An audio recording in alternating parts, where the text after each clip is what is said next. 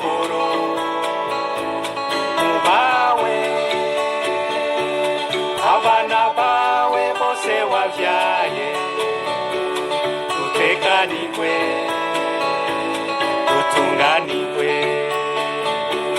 Gahugu kacu umutima wa Afrika, abansi bawe bakanibona,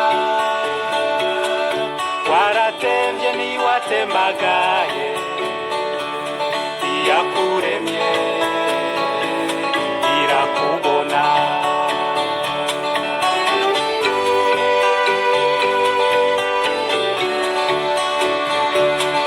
Katika teretswe n'Imana kadahenugwa n'umuyaga, ese agatutu kawe